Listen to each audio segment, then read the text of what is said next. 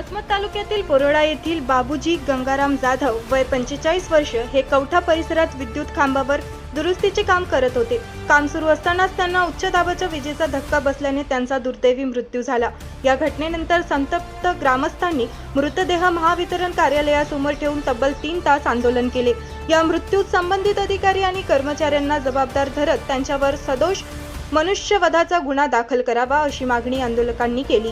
तसेच जबाबदार अधिकाऱ्यांना तात्काळ निलंबित करावे, मृत बाबूजी जाधव यांच्या कुटुंबाला आर्थिक मदत द्यावी, कुटुंबातील एका सदस्याला नोकरी द्यावी आणि कुटुंबाला न्याय मिळावा अशा प्रमुख मागण्याही करण्यात आल्या।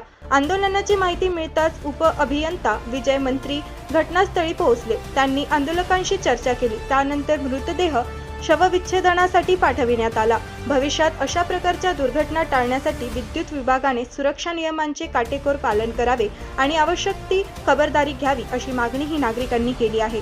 आता या प्रकरणात प्रशासन कोणती कारवाई करते आणि आंदोलकांच्या मागण्यांवर काय निर्णय घेतला जातो याकडे सर्वांचे लक्ष लागले आहे।